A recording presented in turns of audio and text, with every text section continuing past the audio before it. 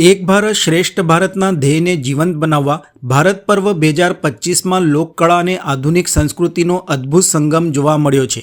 એકતાનગરના statue of યુનિટીના પરિસરમાં યોજાયેલા આ ભવ્ય પર્વમાં રાજસ્થાની કઠપુતળી કળાએ સૌનું મન જીતી લીધું હતું। રંગબેરંગી વેશભૂષા, પરંપરાગત સંગીત અને જીવંત પાત્રોની રમઝટ વચ્ચે ભારતની પ્રાચીન કળાએ ફરી એકવાર પોતાની ઓળખ નોંધાવી છે। મૂળ રાજસ્થાનના નાગોરના જિલ્લાના અને હાલ અમદાવાદમાં વસતા પવનભાઈ હરિભાઈ ભાટ તથા તેમના કાકા મહિપાલભાઈ નારાયણભાઈ ભાટ છેલ્લા 25 વર્ષથી કઠપુતળી કળાને જીવંત રાખી રહ્યા છે। પવનભાઈએ જણાવ્યું હતું કે દાદા પરદાદાના સમયથી કઠપુતળી કળા અમારી ઓળખ છે। પહેલાં ગામે ગામ જઈને લોકોનું મનોરંજન કરતા હતા। આજે સરકારની યોજનાઓ પ્રચાર પ્રસારનું માધ્યમ બની ગઈ છે। ભારત પર્વ 2025માં અમારી કળા રજૂ કરવાની તક મળી એ અમારા માટે ગૌરવની વાત છે।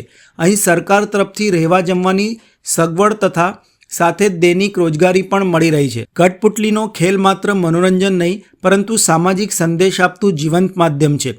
આ કળા દ્વારા કલાકારો ગામડામાં સ્વચ્છતા, શિક્ષણ, આરોગ્ય અને સરકારની યોજનાઓ અંગે જાગૃતિ આપી રહ્યા છે। પવનભાઈ કહે છે કે આ કળાએ લોકો સુધી પહોંચવાનો સૌથી સહજ માર્ગ છે કારણ કે કઠપુતળીની ભાષા દરેક સમજે છે। કઠપુતળી શબ્દ સાંભળતા જ બાળપણની મીઠી યાદો તાજી થઈ જાય। ફાનસના અજવાળે ગામની શેરીમાં ભેગા થયેલા બાળકો અને વડીલો વચ્ચે જીવંત થતી કઠપુતળી કળા તે સમયના ટેલિવિઝન કે મોબાઈલ વિહોણા યુગમાં લોક મનોરંજનનું મુખ્ય સાધન હતી। આજના ટેકનોલોજીના યુગમાં ભલે મનોરંજનના સાધનો બદલાયા હોય પરંતુ કઠપુતળીની કળાએ પોતાનું સ્થાન જાળવી રાખ્યું છે। હવે આ કળા પપેટ થિયેટરના સ્વરૂપમાં શૈક્ષણિક અને સામાજિક સંદેશ આપવા માટે ઉપયોગમાં લેવાય છે। ભારતમાં કઠપુતળીની કળા આશરે 2000 વર્ષ જૂની માનવામાં આવે છે। રાજસ્થાનની ધરતી આ કળાની જનની ગણાય છે।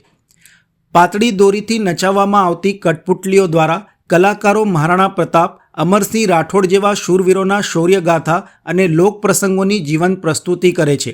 આ કળા રાજસ્થાનની સંસ્કૃતિ અને પરંપરાનું ગૌરવરૂપ પ્રતીક બની રહી છે। ભારત પર્વ 2025 દેશના વિવિધ રાજ્યોની લોકકળાએ ભારતીય સંસ્કૃતિને વૈવિધ્યસભર ઝલક પ્રગટ કરી છે। તેમાં કઠપુતળી કળાનું પ્રદર્શન લોકપ્રિય આકર્ષણ બની ગયું છે। સ્ટેચ્યુ ઓફ યુનિટીના પરિસરમાં કઠપુતળી કળાની રમઝટ જોતા લોકો ઉત્સાહથી તાળી પાડી ઉલ્લાસ વ્યક્ત કરી રહ્યા છે। સરકાર દ્વારા કલાકારોને રહેઠાણ, ભોજન સહિત રોજગારી પણ આપવામાં આવી રહી છે જે લોકકળાને પુનર્જીવનનો ઉત્તમ પ્રયાસ ગણાય છે। પવનભાઈ કહે છે કે ભારત પર્વ અમને અમારી કળાને નવા મંચે રજૂ કરવાની તક આપી છે। લોકો આનંદ પણ મેળવે છે અને સરકારના સંદેશા પણ સરળતાથી સમજે છે। ભારત પર્વ 2025 માત્ર એક ઉત્સવ નથી પરંતુ પરંપરા અને પ્રગતિ વચ્ચેનો જીવંત પુલ છે।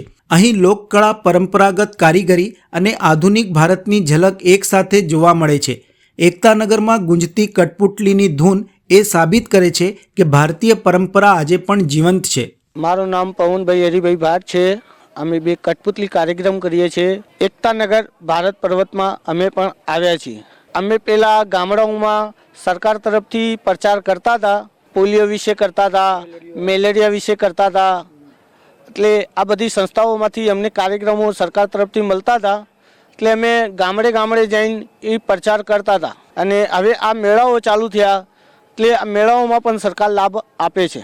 અહીંયા આપણે કઠપુતળી કાર્યક્રમ બતાવીએ છીએ મનોરંજન માટે। છોકરાઓ આવે, જોવે, ફેમિલી આવે, એ જોવે, એના માટે આપણે કાર્યક્રમ કરીએ છીએ। અને સરકારી વિવિધ યોજના હોય એના માટે પણ આપણે કામ કરીએ છીએ। વર્ષોથી ડોહાઓ કરતા આવ્યા છીએ। આ 100-200 વર્ષ પુરાણું કાર્યક્રમ છે અને આ સંસ્કૃતિ અમે લોકો ચાલુ રાખીએ છીએ। અમે અહીંયા અમદાવાદથી અમને બોલાવ્યા છે અને અહીંયા સાહેબે અમને જોયું હતું કે મેળાઓમાં અમે લોકો ગાંધીનગર પણ કર્યું હતું, બહુ જગ્યાએ કરેલું છે અને અહીંયા અમને મોકું આપ્યું 1 થી 15 સુધી કાર્યક્રમ કરવાનું। એટલે આ કાર્યક્રમમાં પણ અમે આવીએ છીએ।